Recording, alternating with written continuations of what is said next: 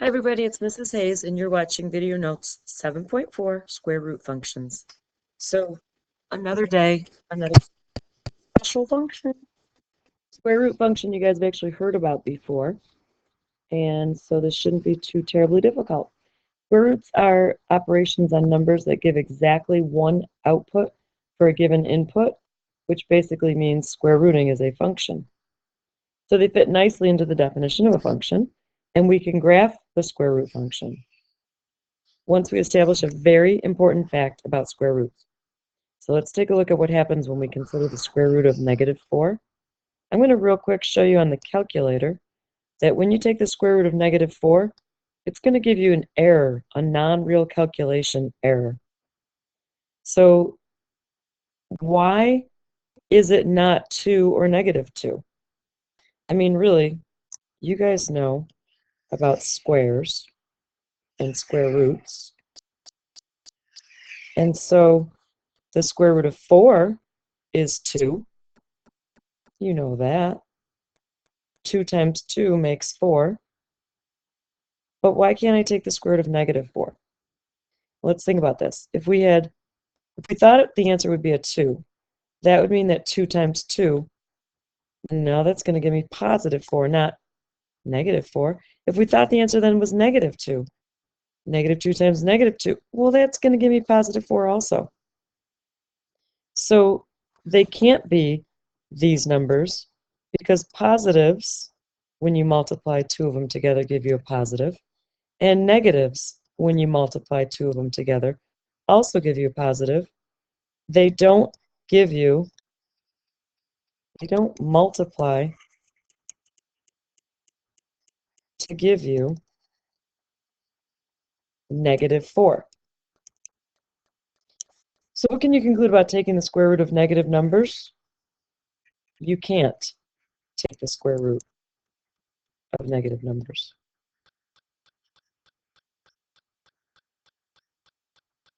And the reason you can't take the square root of negative numbers is because 2 positives and 2 negatives will give you a positive number when you multiply. In other words, when you square, you're always going to get a positive. When you square, you'll always get a positive. Okay, so you can't take the square root of a negative number. Think about that as long as you need to. It's absolutely important that you figure that out and get that straight in your head. You cannot take the square root of a negative number. And you're going to see that when you go to do a graph of one of these things. So we're going to talk about the square root of x and make a graph.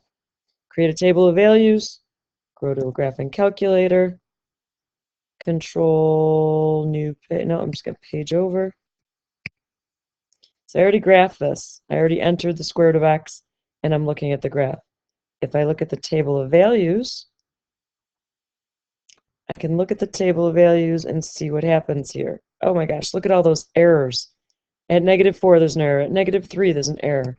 Because I can't take the square root of a negative number. At x equals -1, there's still an error, but when I get to 0, I can take the square root of 0 and get 0. When I get to x equals 1, I can take the square root of 1 and get 1. So let's look back at my table here. I'm going to start with 0. And the square root of 0 is giving me a 0. If I keep looking at those tables, looking for nice numbers here. Oh, my calculator's going crazy. All right, hold on. I'm backing up. Looking for nice rational numbers for outputs. The square root of 1 was nice. It was 1. The square root of 4 is nice. That's 2. So basically, the perfect squares. The square root of, next one's going to be, no, ugly, ugly. Square root of 7, square root of 8. Square root of 9 gives me 3. So the square root of 1 gives me 1. The square root of 4, because I'm looking for rational outputs, gives me a 2. Square root of 4 is 2. Square root of 9 is 3. All right, let's take a look at that on a graph. There were numbers in between these. These are just the nice ones. 0, 0, 1, 1, 2, 3, 4, 2, 5, 6, 7, 8, 9, 3. And the graph kind of slowly grows like this.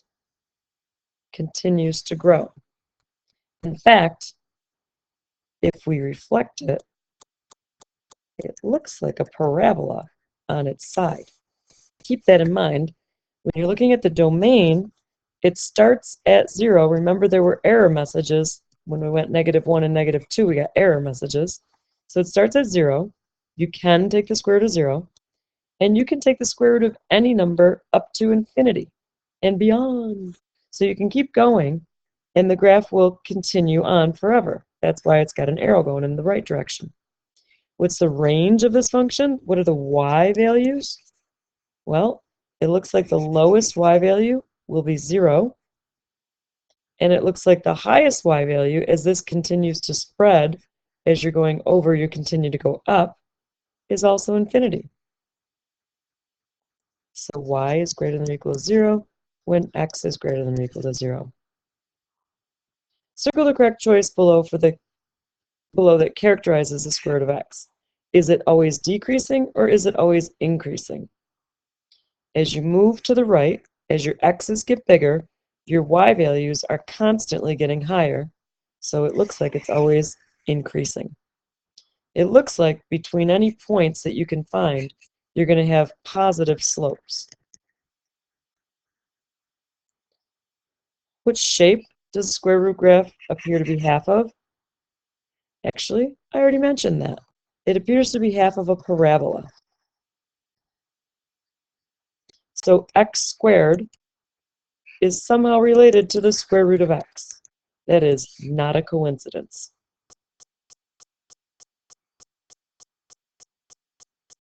Turning the page, square root graphs can be shifted just like quadratics can. We're going to do some shifting. Holy shift. And they shift in much the same way. So in exercise 3, if you looked at the mother function, otherwise known as the parent function, nicer way to say that, you're going to look at what happens to the x and what happens outside the square root. And you could show your table of values. So if we go to our graphing calculator and graph the square root of x plus 4 plus 2, we got to be careful. We're going to hit Control T to get rid of my table. Then we're going to hit Tab to enter a new function. And my calculator is going to go crazy on me. I don't know why. So I'm going to graph the square root of, so Control square root of x plus 4. And I want to make sure I get out of the square root, so I don't keep taking the square root. I got to hit the right arrow on my keypad. So now I'm out of the square root, and I wanted plus 2. So I got to hit plus 2. So notice that the square root symbol stopped, and plus 2 is on the outside. Hit Enter, and it appears that the graph has shifted from the blue graph to the red graph. It appears that it shifted 1, 2, 3, 4 to the left, and 1, 2 up. And that should not be a surprise. Looks like it went 4, left, up, 2. So I could do this. 1, 2, 3, 4 left, up 2 will be my new starting point. Here's another nice point. 1, 2, 3, 4 left, 1, 2, up. Here's another nice point. 1, 2, 3, 4 left, 1, 2, up. Another nice point. 1, 2, 3, 4 left, 1, 2, up. So I have my new graph starting here and slowly growing upwards. So this new point, instead of 0, 0, is -4, 2. Use your calculator, show your table of values. Let's do that. X, Y, f of x, whatever you want to call it. We're at -4, 2, -3, 3, looking at my calculator, Control T.